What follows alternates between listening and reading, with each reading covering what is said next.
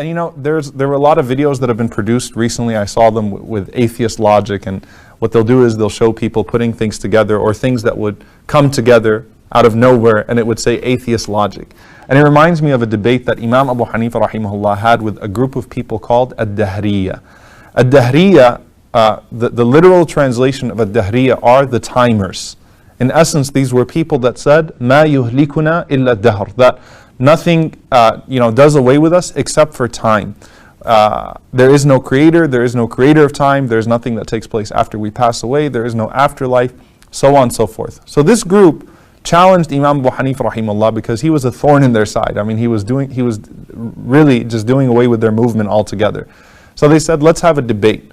So they show up to the debate, and Imam Abu Hanifa rahimahullah doesn't show up, and he's taking his time, and people are starting to say, maybe he's scared, maybe he really knows that he can't debate with these people, he knows he's going to lose the debate. So Imam Abu Hanifa rahimahullah, he shows up like an hour late, and the debater on the side of a Dahriya, the atheist, he says, this is clearly a sign of you not knowing what you're going to say today. You clearly don't know how to argue with us on these points. So Imam Abu Hanifa rahimahullah, he said, well, let me explain to you what happened. He said, I had to come across the riverbank, and in order to come across the riverbank, I needed a boat, or I needed a raft.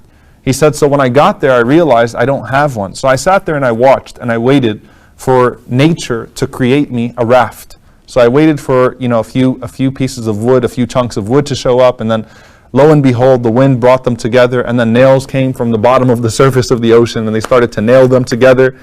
And he said, by the end of it, and obviously I'm paraphrasing the story, he said, by the end of it, I was able to sail and get across the riverbank and debate you here, but that's why I'm late. So the guy on the other side starts to laugh. He says, you really expect us to believe that? He said, you people suggest that all of this came from nothing, that all of this is a matter of chance and not design. And you're amazed by the creation of a boat being from nature, Mother Nature. So this is atheist logic, right? And that comes from Imam Abu Hanifa rahimahullah. It's one thing to say that there is no creator. It's another thing to say there is no designer after the creation. But things are so complex, it makes absolutely no sense. So Imam Abu Hanifa is addressing the simple fact, the simple logic that in order for you to be here, there must have been something before you. It's like belief in your ancestors. You've never seen them, but you know that they were there because it's by the process of cause and effect. You wouldn't be here without them. Imam al-Shafi'i rahimahullah ta'ala, he came up with a far more deeper answer in regards to the design part of it, the design piece. An atheist asked him, how do you know that there's a God? He said, because of the leaf of shajarat al-tut, which is the mulberry tree. He said, what do you mean? He said, well, the leaves of these trees have the same taste, the same color, the same smell, and the same form.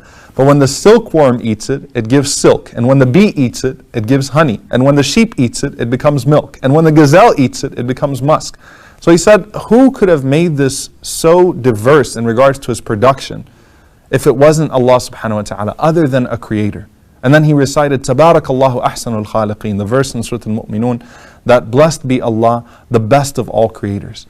So it's beautiful when you think about it that Imam al-Shafi'i was able to derive that from a simple leaf, that there is no way that this miracle could have come from anything but a designer. So it's cause and effect to know that there was a creator. You don't need physical evidence, you don't need to see it. And then after that, coming to the conclusion that this design is perfect, it's beautiful. So it only makes it clearer. And without the creator, there would be no creation, there would be no explanation for our existence. What then of the beautiful signs, the differences in colors, and the difference in the diversity of all of the things around us, what then do you make of that?